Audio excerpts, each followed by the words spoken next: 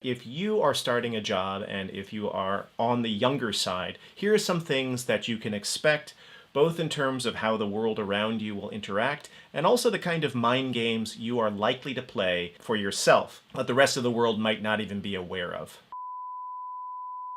First, there is a great chance that you are going to obsess over your appearance. Speaking just for myself, I really had a very difficult time making the decision of whether or not I should embrace my youth or try to fit into a model totally of my own fabrication of what a professor really looks like. So if you were to see photographs or have known me over the years, you would have seen just about every ensemble imaginable. Glasses to contacts, long hair to buzz, suit jacket and tie to kind of really casual. And this was largely of my own imagination. This was a little bit of a self-inflicted mental wound, but it wasn't entirely. I remember as a first-year professor being told, "How come you don't wear suits and ties?" Or being told, "Are you going to let your hair grow that long?" Or, "You should wear contacts because you're far more handsome when you do that." When you start a profession at the earlier side of your life, if you're in your late 20s or early 30s, expect that you're going to confront this kind of external clothing advice and hair advice and eyeglasses advice and so forth from the outside world, and that you're going to also be playing this video in your mind about what am I supposed to look like? How am I supposed to behave? There are other things to expect as well. If you are starting at a very young age, so late 20s or early 30s, there is a chance that you do not have children or a family. You might, but I think by and large, many of the colleagues who I have met of a certain age bracket have tended not to have kids yet at that point. For myself, my wife and I had our first child relatively later in life, let's say, I guess in the grand scheme of things. And so for the first number of years, I simply could not connect or empathize, and I wasn't part of the circles and the networks that come with being a faculty member with children. When you are in that position, then suddenly you start having conversations with other faculty about parenthood or about the school that both of your kids are in or about the daycare that both of your kids are in. There's this whole other world of conversation that takes place between faculty who have children. Now again, I know postdocs with children, I know grad students with children, I know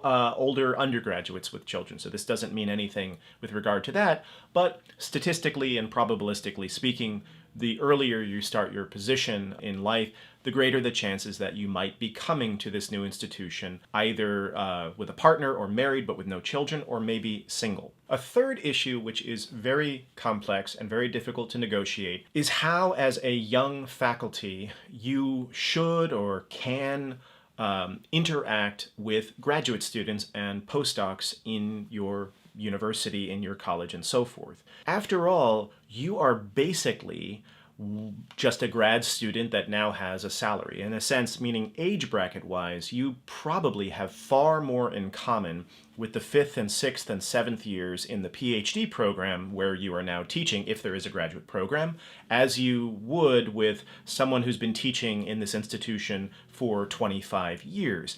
And that is very difficult to navigate. Like when you walk into a department function, are you supposed to gravitate towards the cluster of grad students who often sort of pocket into one corner of the room? Or are you supposed to gravitate towards the other area where the faculty are, getting their chicken kebabs and their red wine and having chats about different discussions? Like, do you go left? Do you go right? Is that in any way, does it matter? Does anyone care? What I'm pointing out here are not things that are necessarily real issues you need to deal with. What I'm talking about is these are the questions that you're going to play in your mind almost undoubtedly when you're in this position. It can also be a major challenge in a pedagogical sense when you step into the classroom for the first time and you have graduate students in the class. So let's say that you are a first-year assistant professor at an institution with a graduate program. Let's say, like myself, you were 27 years old when that class started. How do you conduct yourself exactly when in this class you might have a third-year PhD student, or maybe if someone's auditing a class, it could be a sixth or a seventh-year PhD student. And from their perspective, maybe what's going on through their mind is, I've been here longer than this guy, or, I can't believe this guy got the job. That last thing he said was way off base or inaccurate or whatever it might be. Now, again, you might just be projecting all of these things and imagining these things going through the minds of these students, but sometimes they might, because people are human and people have their foibles no matter what.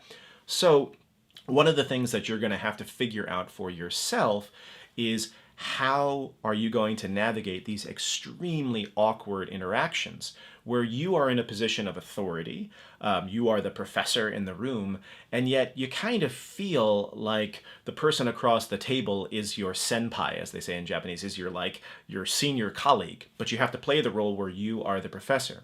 Now, you're going to figure this out for yourself, but I will tell you some of the pitfalls. Some of the times you're going to overdo it. You're going to sort of overemphasize your stature in order to try to demarcate a clear boundary, and chances are you're going to look a little silly doing so, and maybe it was a little unnecessary to do so. And sometimes you're going to go too far in the opposite direction and try to be all chummy and, there's no difference between us, we're just, hey, and all that. And in fact, there is a difference between you. You are in a position of authority. You are the faculty there. You have certain responsibilities. You have certain ways that you need to carry yourself that are no longer true of when you were a grad student. You're not a grad student any longer. So between these two, this Scylla and Charybdis of extremes, how do you navigate the straits of this awkward new phase of your life? That I cannot answer for you. All I can say is you're gonna have to figure some way out for yourself. Okay, if you have had the experience of starting your position relatively young, and I'll add here something that I'm not familiar with, but I know it is challenging based on the conversations that I've had with close friends, if you have started your position relatively later in life. I have very, very close friends who have started their assistant professor job later in life, and I know from conversations that there is a whole set of politics that surround that kind of position in life as well. And so I would love to hear from you in the comments field what it's like on either side of this bell curve to start as an assistant professor. If you got something out of this video, please consider sharing it and liking it. And by all means, if you find this channel useful, subscribe. I will see you in the next video.